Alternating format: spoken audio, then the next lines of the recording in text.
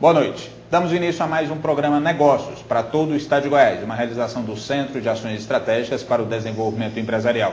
E hoje vamos entrevistar uma pessoa que visita Goiás e, evidentemente, está dando sua contribuição ao desenvolvimento e ao crescimento do nosso estado. É o senhor João Sixu, 49 anos, tem uma filha, é natural de São Paulo e mora no Rio de Janeiro há muitos anos. É bacharel em Ciências Econômicas, é mestre e doutor em Economia. Atualmente é diretor de Estudos e Políticas Macroeconômicas do IPEA e é professor do Instituto de Economia da UFRJ. Boa noite, doutor. Obrigado por atender o nosso pedido e poder doar o seu tempo, que é tão precioso, o seu conhecimento, a sua visão de Brasil, para todos que nos assistem no estado de Goiás. Boa noite. Olha, eu queria só complementar a breve apresentação que eu fiz. Eu sei que o senhor tem um currículo bem amplo e as pessoas, evidentemente, estão curiosas em saber um pouquinho mais da vida do senhor. Eu queria que, nesse momento, o senhor abrisse um pouquinho da sua intimidade, da sua vida, da sua formação, da sua história de trajetória política. Eu estudei na UFRJ, conforme você mencionou, no início dos anos 80, fazendo minha graduação em Economia. Posteriormente, continuei meus estudos lá nessa mesma instituição, fazendo mestrado, fazendo doutorado. Depois lecionei durante algum tempo na Universidade Federal Fluminense, numa cidade bem próxima à cidade do Rio de Janeiro, que é Niterói. E posteriormente fui para a UFRJ, Universidade Federal do Rio de Janeiro, onde trabalhei de 2002 até o ano de 2007, quando me licenciei, mas continuo professor da UFRJ, para trabalhar no IPEA, que é um instituto de pesquisa ligado à Secretaria de Assuntos Estratégicos da Presidência da República. Hoje é dirigida pelo embaixador Samuel Pinheiro Guimarães, que tomou posse terça-feira passada. Anteriormente era dirigida pelo ministro Roberto Mangabeira Unger. Há pessoas que estão dizendo que Goiás é a bola da vez dentro do Brasil. E, evidentemente, o senhor em Brasília, enxergando o Brasil de uma forma contextualizada, dentro de uma economia que dizem que está crescendo, superando até as expectativas. Eu queria que o senhor desse a sua impressão sobre Goiás dentro desse contexto nacional. Eu sei que o senhor conhece pouco de Goiás, mas eu queria saber do seu sentimento. Eu acho que Goiás é um exemplo de estado que vem se reorganizando. E o maior exemplo para mim do crescimento e desenvolvimento de uma região é a geração de empregos com carteira assinada. O estado de Goiás foi o estado que mais criou empregos com carteira assinada no mês de setembro, quando o Brasil criou 252 mil empregos. Goiás foi o estado que mais criou empregos e o Nordeste foi a região que mais criou empregos dentro desse quadro. Isso, então, mostra que o desenvolvimento brasileiro está sendo acompanhado por uma redução das desigualdades regionais. Emprego com carteira assinada é o símbolo maior, eu diria, de um progresso na direção do desenvolvimento. É onde nós temos uma indústria, temos uma empresa que contrata o trabalhador, que formaliza relações de trabalho, que dá garantias para o trabalhador, mas dá garantia para o empresário também. Então, o símbolo da formalização do negócio e do ambiente de desenvolvimento está na carteira de trabalho. E Goiás está seguindo esse caminho. Queria que o senhor comentasse, então, sobre um ponto que várias pessoas têm feito menção ao estado de Goiás quando dizem que aqui vai se crescer porque aqui nós temos mão de obra farta, diversidade de riqueza, nós temos a centralização do nosso estado, nós temos a Ferrovia Norte-Sul, que nos parece que vai sair do papel e vai possibilitar que essas riquezas se tornem mais importantes ainda para o restante do Brasil. Que isso seria a garantia, então, de um estado se tornar um estado extremamente forte, econômico e promissor. Queria que o senhor comentasse essa afirmação.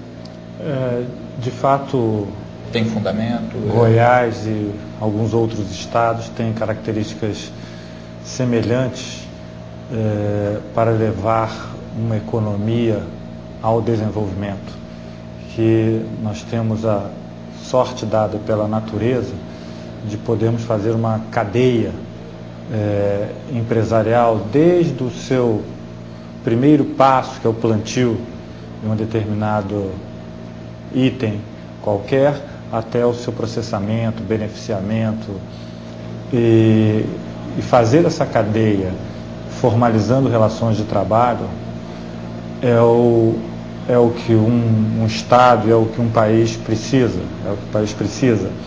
E Goiás tem todas essas condições. E eu diria que Goiás e muitos outros estados.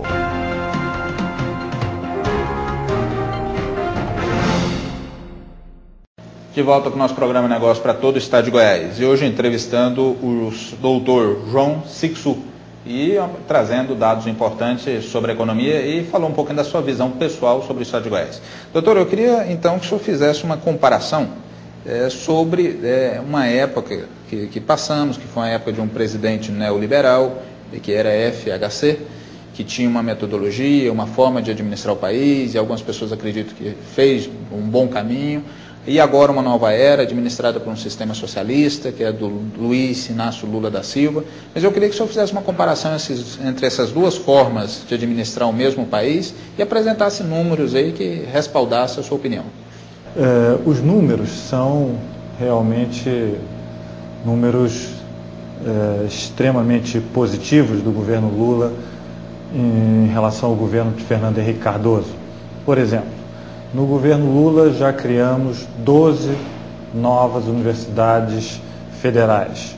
Eu não lembro de criação de universidades federais durante o governo Fernando Henrique Cardoso. No governo Lula ainda serão criadas mais 2 universidades federais até o fim do seu mandato.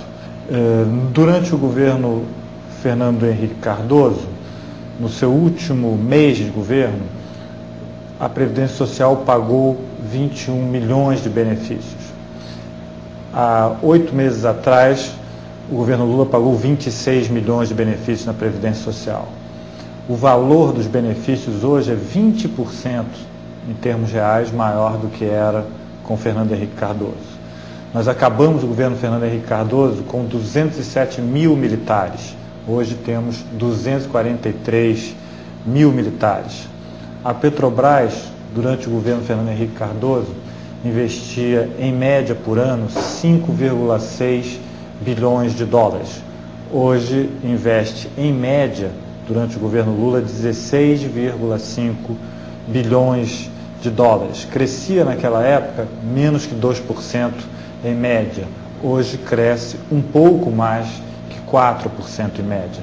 Então os números são realmente números fantásticos comparativamente a este passado recente, mas são números que eu gostaria de ressaltar ainda pequenos diante das nossas necessidades.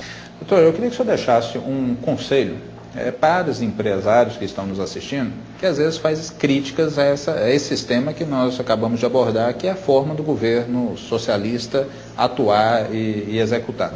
Temos que pensar o seguinte: quando o governo gasta com a Previdência Social, no final das contas, aquele dinheiro gasto pelo governo, ele vai parar lá na mão da empresa.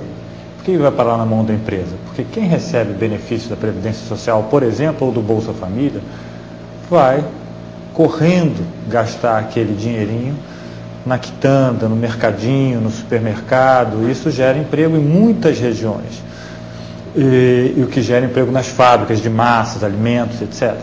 Então, pensar que o gasto de previdência social, os gastos sociais, representam desperdício é um erro, porque, na verdade, são esses gastos que movimentam grande parte dos pequenos negócios e médios negócios no Brasil, particularmente nas regiões menos desenvolvidas. O que garante a dinâmica da economia nas regiões menos desenvolvidas é exatamente esse gasto que representa bilhões de reais por ano. Então, eu diria para os empresários, no lugar de olharem para o gasto na Previdência como um gasto que representa um desperdício, mas pensar que aquilo representa para ele mercado de consumo. Ou seja, o benefício rural, o idoso já aposentado, a família que recebe um Bolsa Família, isso tudo volta para a economia na forma de geração de empregos, lucros, negócios. E a economia vive assim. A economia vive desta dinâmica, da dinâmica do setor público com o setor privado e com os gastos sendo realizados também pelas famílias.